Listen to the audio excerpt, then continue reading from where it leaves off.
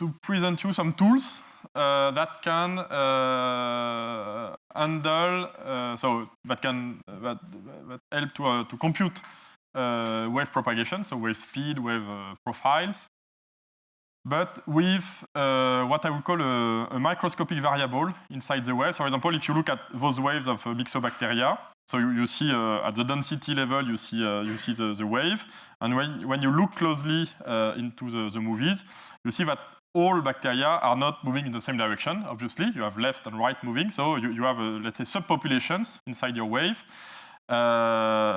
This can be, but the global density is moving together in some direction, and it's the same for the amoeba Dictyostelium. So I like to enlarge a little bit and to look at analysis of wave propagation in models. Of course, you have space X plus what I would call a microscopic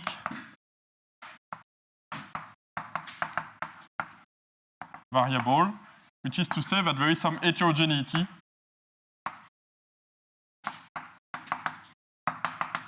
in the population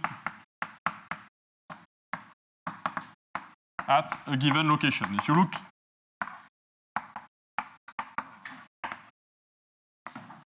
If you look with the microscope, you will see that all individuals are not the same, and not because they are essentially different, but because they are not in the same state.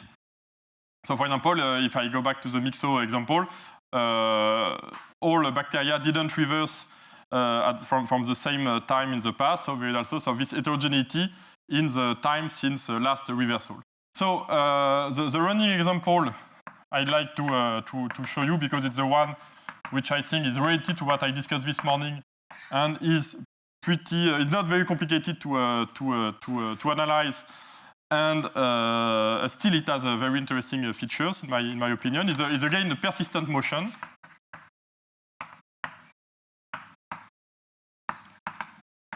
With a continuum of velocities. So I will now have a density f, t, x, and v. So if v is plus n minus 1, I recover my f and my j, my two subpopulations. But now v can be a continuum variable. And I will look at this. So still 1D in space. So you have transport equation at speed v by definition, because v is the speed, is a variable of the speed. And then you have some reorientation kernel, which is my mu of this morning. I call it m, which is the velocity distribution after reorientation plus growth, because as we saw this morning, I will write it like this minus rho f. Okay. Like that. So you have reorientation.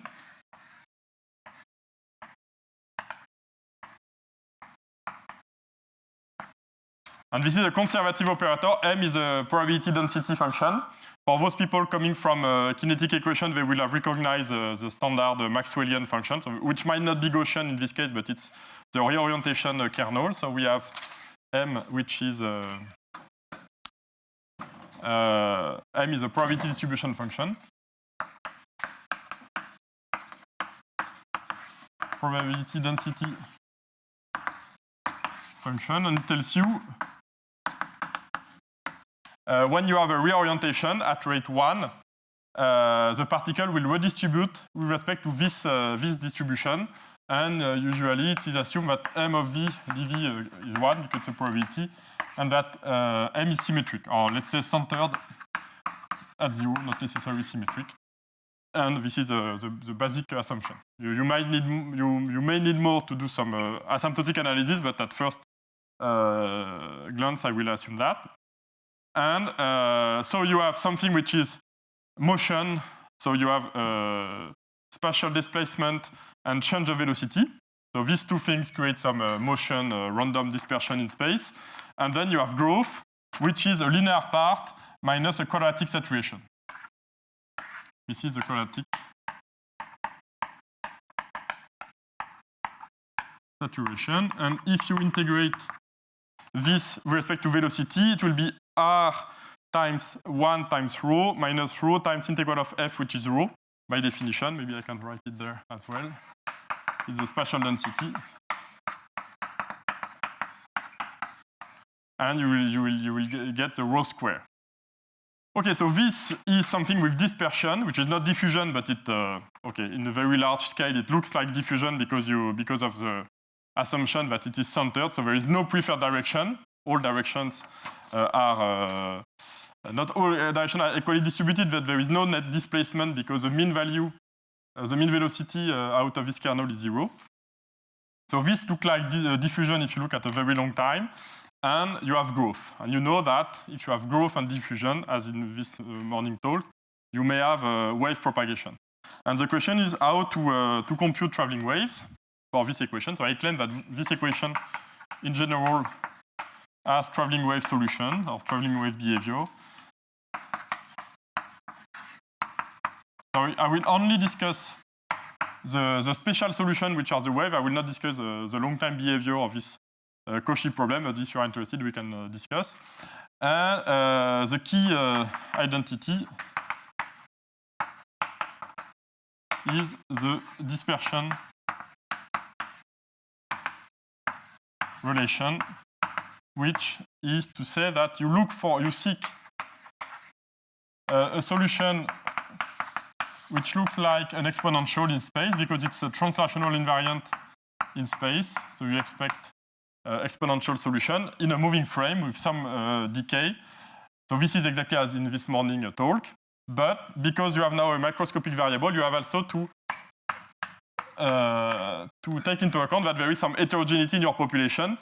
And it might be that if you look at this in a very large scale asymptotics, it looks like diffusion where individuals are equally distributed, let's say, to the left and to the right. However, if you are looking inside the wave expansion at the edge, it is intuitively the opposite. You will have more individuals moving to the right if you are looking at the wave propagating to the right, just because they arrive from the bulk of the population where there are more individuals. So the fact that there is a gradient in space, if you look at a wave which propagates like this, the fact that there is a gradient in space will make a distortion of your velocity distribution just because there are more people going to the right from the left because there are more individuals than people going in the other direction because there are less individuals. So this very simple effect will create a distortion of this distribution, velocity distribution function. And then you will have a relationship between this decay, because it will pretty much depend on the decay, and this velocity, and the wave itself, of course, will depend on the velocity distribution. So these things are mixed together. And the question is how to quantify that. So it's possible for this very, simple, let's say simple, not simple, but at least for this type of equation, it's possible to do computations. And let me just,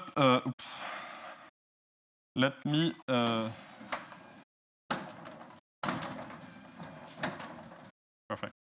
Okay, so if you plug this, last thing, there is a quadratic saturation, and you are looking for this, of course, which is a linear component because of the exponential, at the leading edge only for densities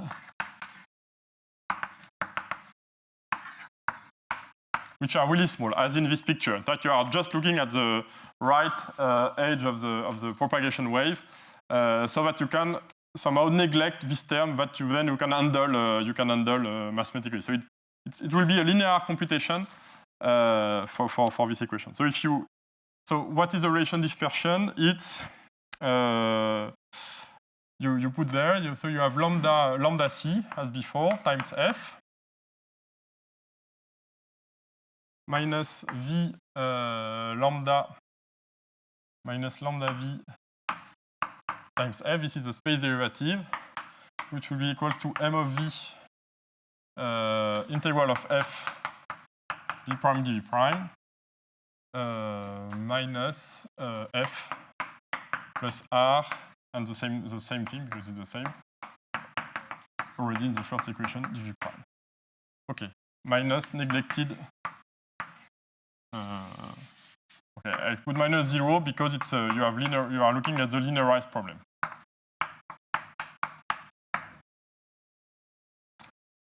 Okay, and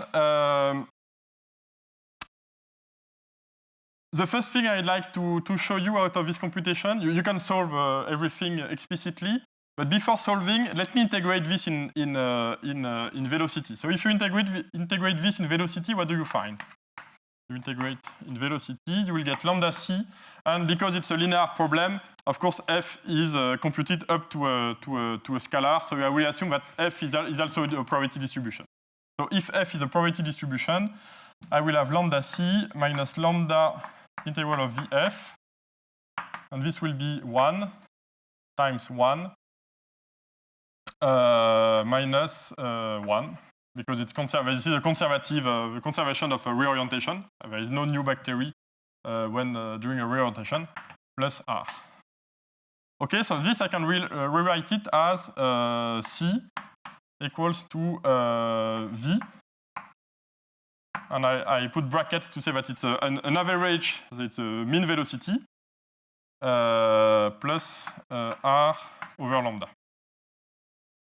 if I'm correct. So here you see something which is similar, which is somehow similar to what we saw this morning, where I wrote c as a function which was lambda d plus r over lambda. If you remember, well, it was not. There is one additional lambda here because it comes from the diffusion part. But anyway, this is something where you recognize the growth contribution and let's say the displacement contribution. And on this one, it's even very clear that the collective speed will be the contribution of the growth, as in this morning talk, plus the average velocity.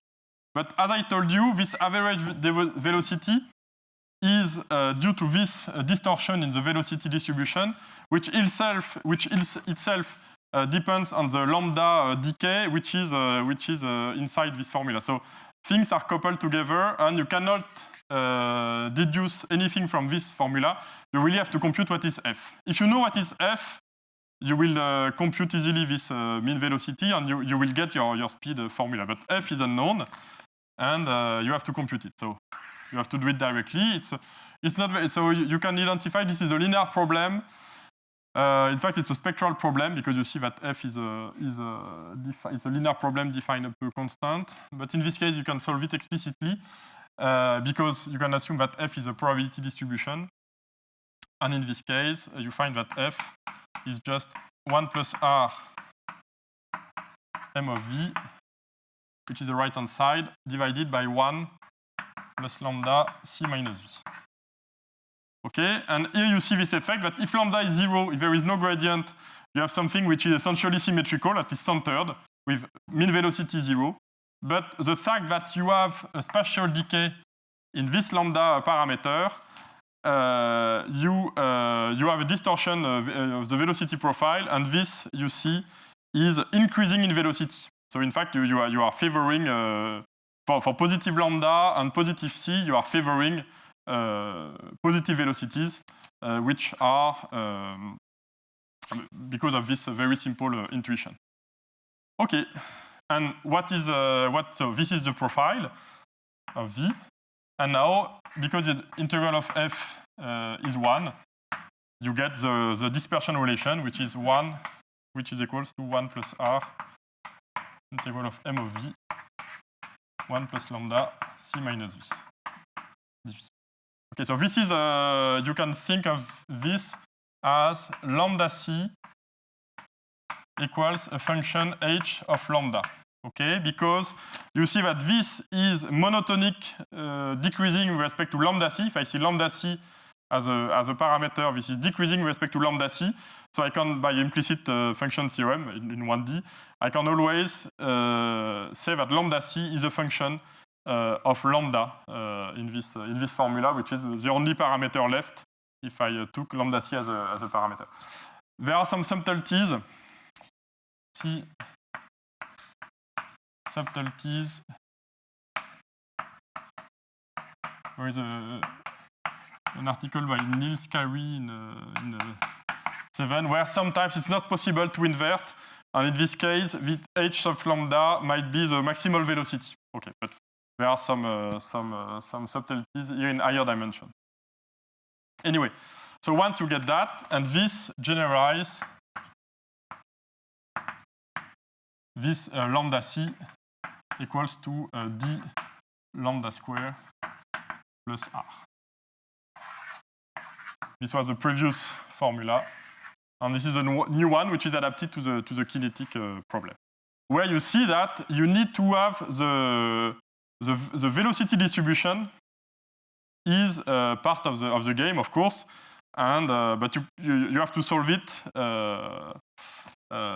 let's say, fully before doing the analysis.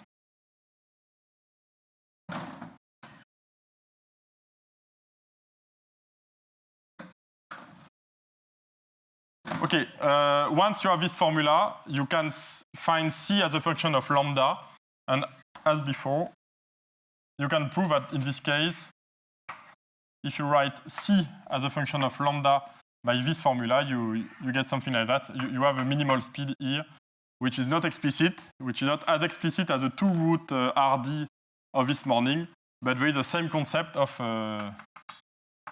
minimal speed for this problem.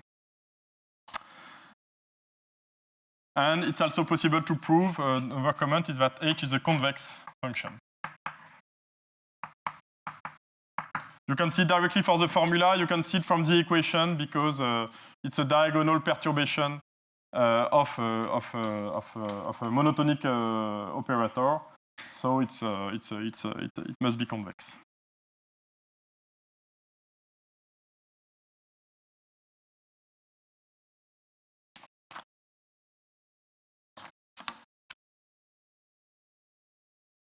And let me show you also, there is a very strong, this was called H, because it's called usually Hamiltonian. There is a strong relationship between this formulation and Hamiltonian mechanics and Lagrangian dynamics. And one way to see that is the following. So there is I will be very loose on that, but interesting people can with Hamiltonian mechanics or Lagrangian dynamics, depending on your point of view. So the idea is that, and I think it's a very cool idea, which dates back to the 80s. The point is that if you enlarge, okay, so you are looking for a wave, and you would like to make some asymptotic analysis, and you would like to see it from very far away for a very long time. You are really looking at the very long time asymptotics, and very nice, natural rescaling is to rescale, in contrast to this morning. So you do the large scale asymptotic.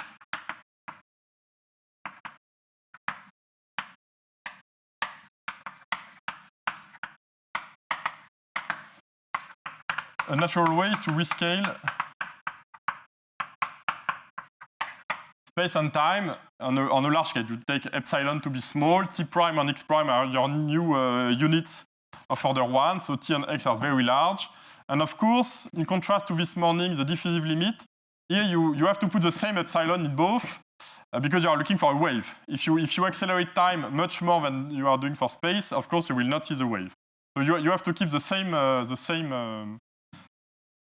relationship between these two, which actually is a very interesting problem because it tells you that you cannot reduce that to a diffusive equation. We were saying if you look for a very long time, you will see a diffusion. But in fact, if you are looking at the wave, it's not the case. And you see it directly because to see the diffusion limit you have to put the square here, but if you put the square here, you cannot see the wave. So in some sense, it's two different asymptotics. And there is one good reason for that, is that these relationships are different one from each other. It's not the same, they are not equivalent. In some limit they coincide, but in general it's not. So this is anyway, independently from the diffusion limit, this is a natural asymptotics for tracking the wave on the long time on large scale. And what happens to the solution? So okay, not the solution of the Cauchy problem, but my particular solution that was computed before. You see that maybe I can take the pointer. So you have to rescale units. So lambda. No. C'est celui-là. It was. Okay, so x comes with 1 over epsilon. T comes with another 1 over epsilon. C is expected to be the same because you have made the scaling, so it's not to change C. So it means that this lambda will come with a 1 over epsilon in front of it, from the x and from the t. Okay, and f is not going to change because in this case, I'm not changing the velocity, okay, which is perfectly compatible. From this scaling, velocity will not change unit. Okay, so what happens is that f epsilon, at least my particular solution, will be transformed into exponential of minus lambda over epsilon x prime minus ct prime f of e. Okay? Then there is a 1 over epsilon here, which might make this quantity very singular. Of course, you don't want to have an exponential of something over epsilon. This is too much singular. And one way to remove the singularity is not to look at f, and f will be very sharp, because of course we are looking at very large scale, so the transition will be very sharp from one state with zero population to another state with a saturated growth. But the correct quantity is to look at u epsilon, which is minus log of f epsilon and multiplied by epsilon. And this exactly removes the singularity. And if you do that for the Cauchy problem, now, if you this was only a motivation on a special solution, but if you look at the Cauchy problem, you can prove that u epsilon of t of x and v, your solution, which is epsilon log of f, will converge to a u of t of x with no v anymore. V will be a correction in the expansion, will appear as a correction in the expansion. And interestingly, this u of t of x is a solution of the Hamilton-Jacobi equation with the exact same function h that I wrote before. So there is this very strong connection. I'm not going to explain much of that, but I just want to somehow advertise because I find it very quite interesting. And sometimes it says a lot of things. Maybe not exactly on this problem, you don't gain that much, but in some other problems I've been interested in, and some other, you really learn a lot from this scaling. And u of t of x is a viscosity solution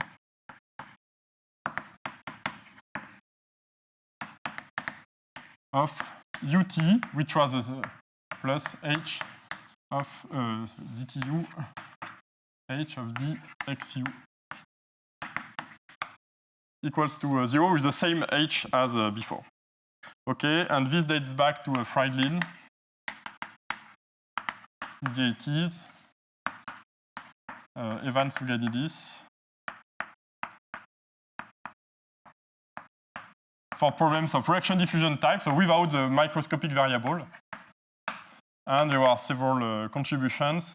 And there is one which I like very much, is one from Breslov and Faugeras. I think it's a 2017. And another one by Breslov and Nubi, which is a bit actually earlier. But completely understood this phenomenon on another process of gene expression. I think this is maybe 12 or so, 14 maybe, I'm not completely sure. And for those people interested more on the stochastic processes, trajectories, and who prefer Lagrangian dynamics because they prefer to have a trajectorial description of it, there is one work by Fagionato et al., which is I think it's maybe 8, where you have exactly the same but with stochastic.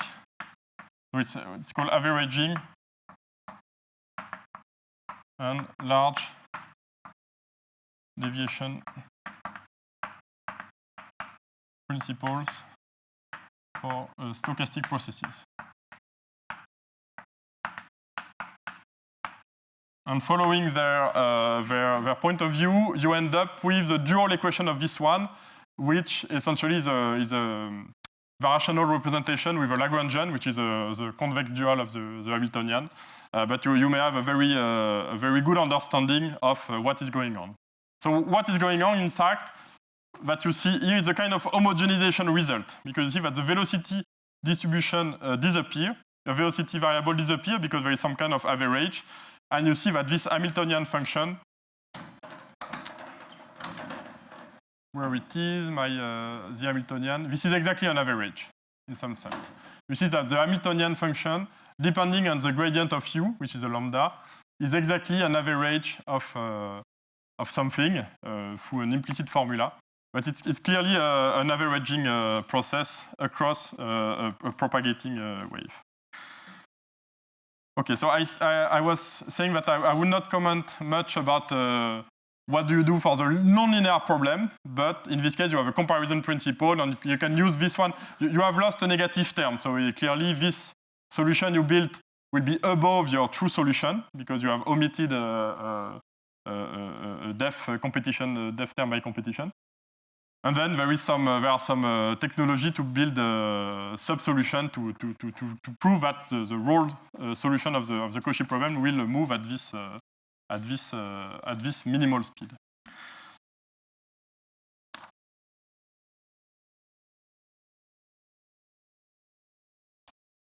Are there any questions at this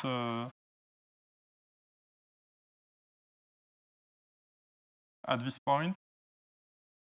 So if not, I will show you that this sort of thing to finish can be used for very different problems and modeling, and I will move to another diffusion on a diffusion scale. So I will let the persistent motion aside, and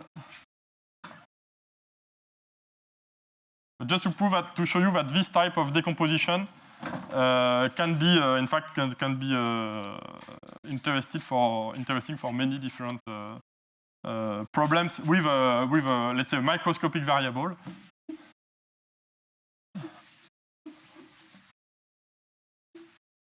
It will be my third and last case study.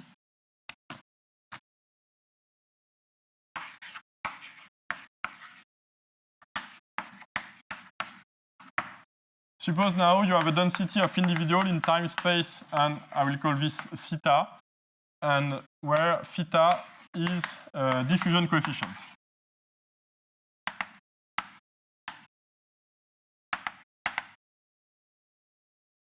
So once we have done that with on the kinetic problem.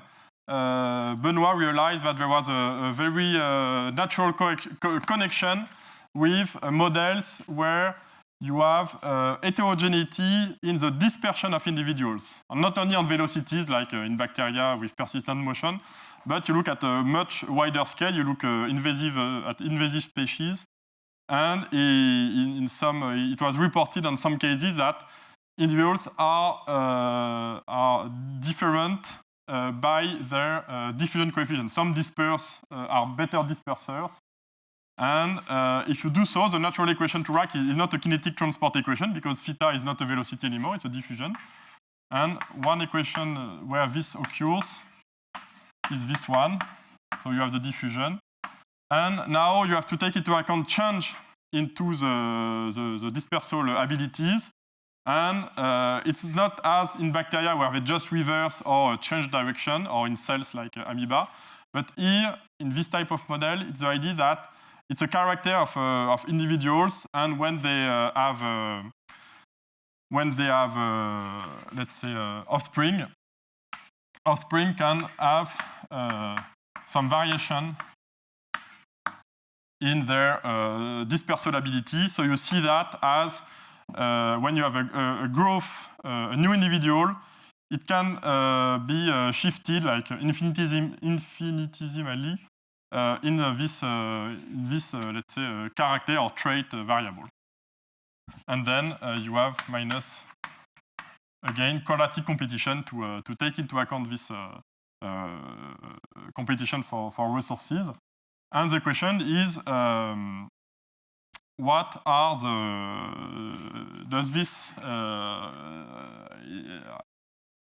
what is the traveling wave properties of this type of model? So I have to put boundary conditions because I have a diffusion here. And either you put Neumann boundary condition at theta, let's say theta min and theta max.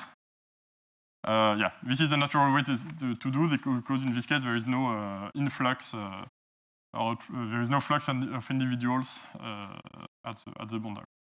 And this is to say that you have a minimal and a maximal physiological dispersal ability. Yeah, so here in this problem you have, let's say, trait inheritance. You are close to your parents. Offsprings are close to the parent in trait. You inherit essentially the same trait plus some let's say, infinitesimal deviation at. So what about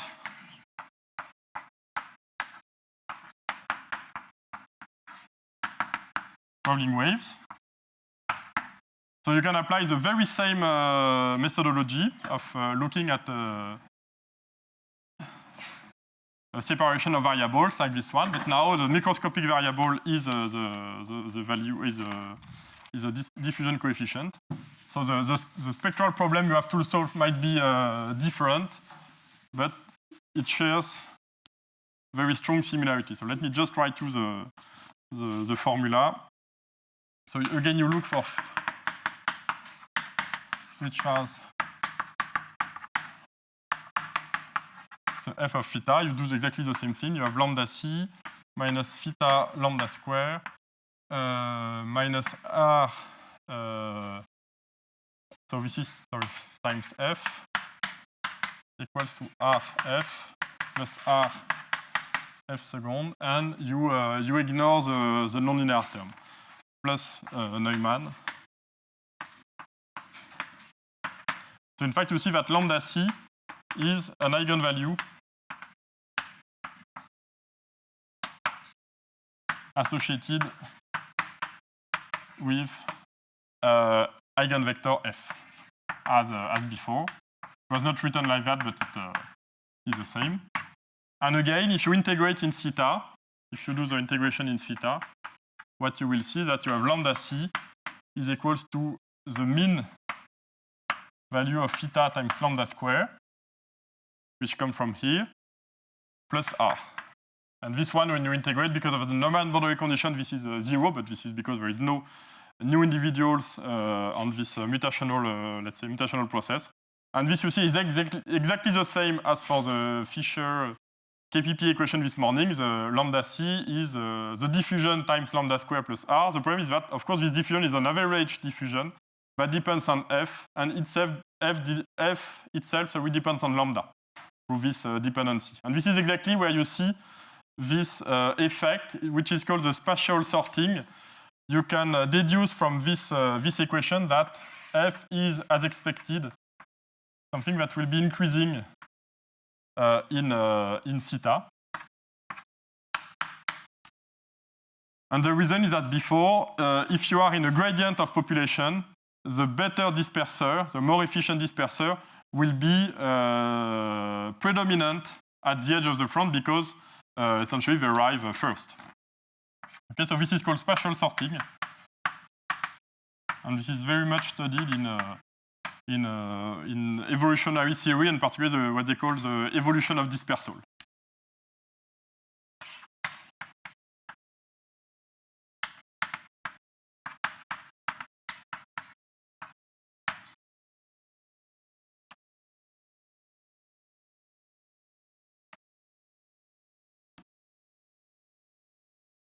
So I think I have maybe 5 minutes or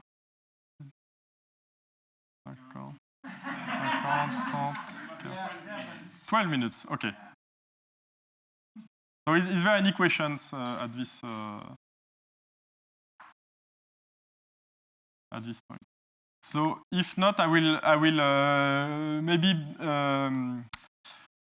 elaborate a little bit on this connection with the Hamilton-Jacobi equation and show you what one striking result that come out of this problem here, and it's connected to this formulation. So, oops.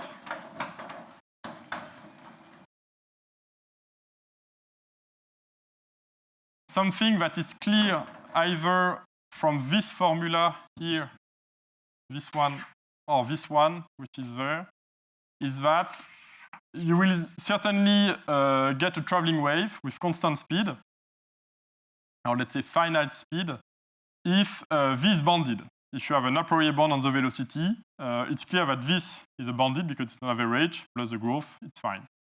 Now, and we realized when looking at this problem, that it may happen that V is not bounded, which means that M has no compact support. So assume a Gaussian, for instance. If M is a Gaussian, your preferred favorite Maxwellian function,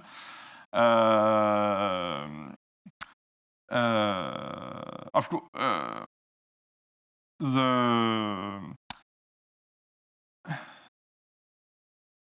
the problem is that if you look at the profile which is there, okay, of course the mean of a Gaussian is finite. It's not what I mean, but if you look closely at what f is, it is your favorite Gaussian divided by a linear function in V. Okay, but f has to be non-negative because you want a profile. It has to be a density profile. So this has to be non-negative. This has non-compact support, like all real numbers. And this is a linear function in V. So there is only one possibility, is that lambda is 0. If you want this to be... So there is some inconsistency, and in this case, the answer is very clear.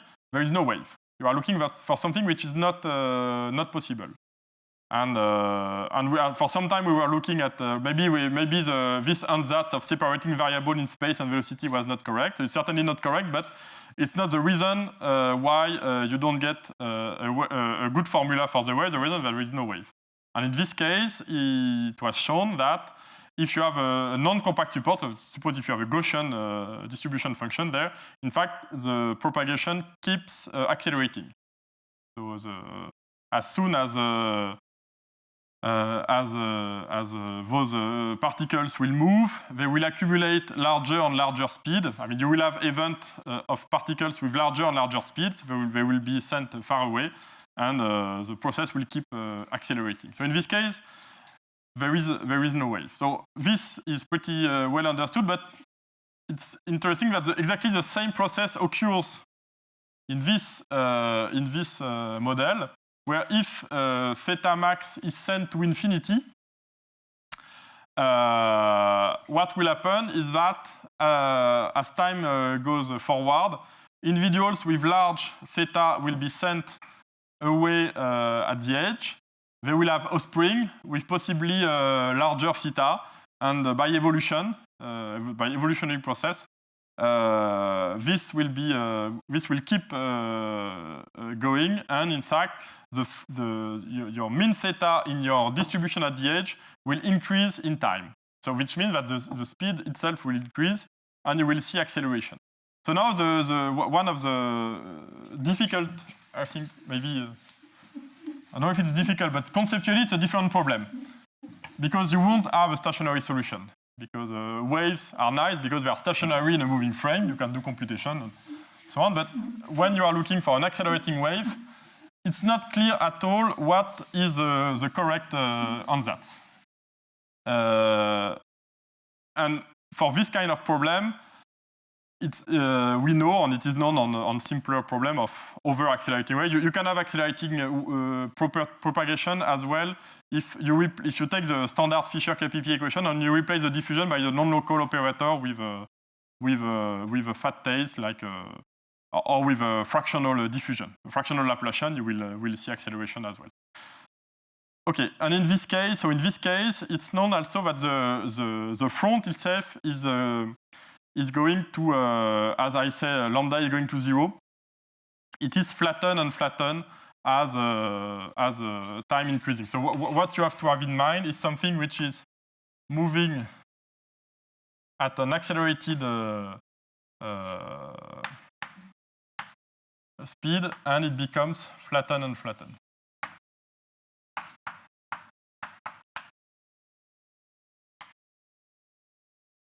And it's not the scales are relatively intuitive, depending on your problem, but still it's complicated to make this as a proper, let's say, a stationary problem in some eventually distorted frame. I don't know. At least seems to be a complicated problem. So we came with this, not the first one, but there is this idea of connecting your problem with the Hamilton-Jacobi equation, because you saw that at least for my particular solution, it works. So if I start from a traveling wave ansatz, I can go to Hamilton-Jacobi, but the Hamilton-Jacobi does not require that I add this ansatz initially. So I can do the same.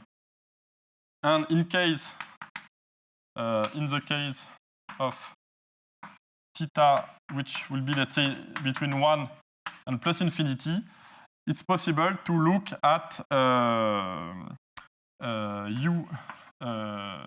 let's say f of t, x, and theta at the scale.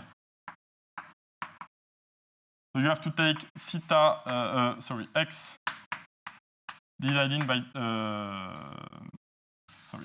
x of the order of t to the 3/2 and theta of the order of t.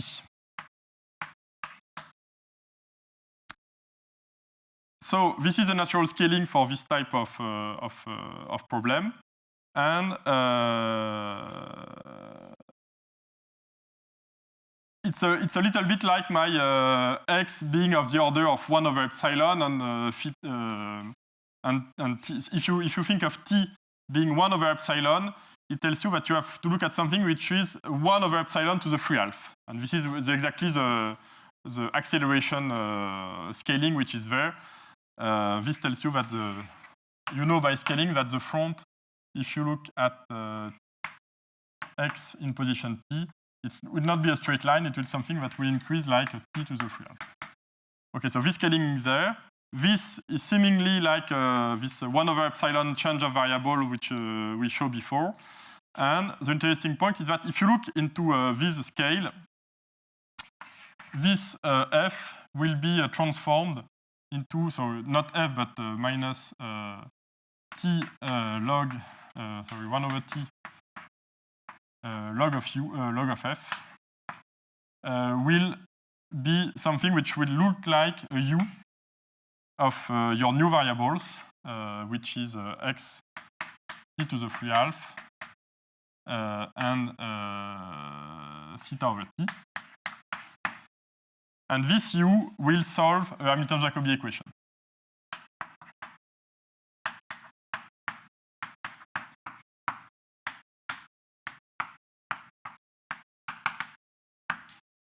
And the Hamilton-Jacobi equation is dependent on your model, and it will see the fact that you have theta and x which are mixed into this operator.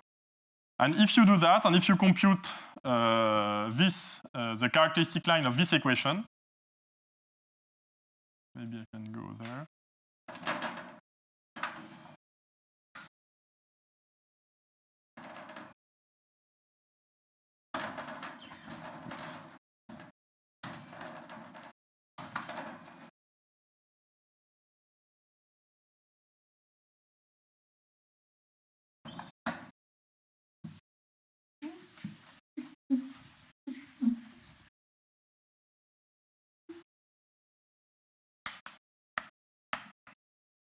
by computing carefully, I would say,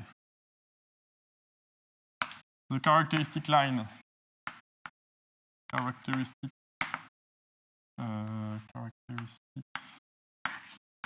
lines of this Hamilton Jacobi equation is a first order nonlinear equation, so it has characteristics which are the minimizer of the Lagrangian action, so which are very well understood for a large class of problems.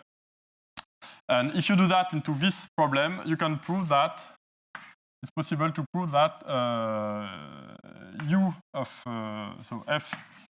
So you work on u t x over t over 3 half and theta over t propagates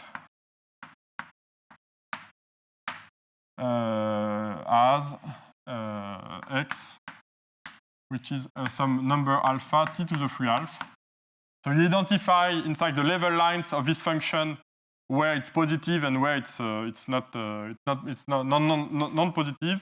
So this is connected to the level lines of u. You look at you compute the u in the self-similar variable. You have x t to the 3 half theta over t. You are looking at some position x where u is a changing sign. So here you have u which is positive, and here something different. Might not only be u equals to 0 because of the variation in theta. For Fisher KPP, it will be let's say I'll call it mean of u theta equals to 0. You identified this alpha t star, and this tells you that for x larger than this number, u is positive, and if you look at what is f, f was something what exponential of minus t u. So if u is positive and if t is large, it means that f is 0, so you are really ahead of the front.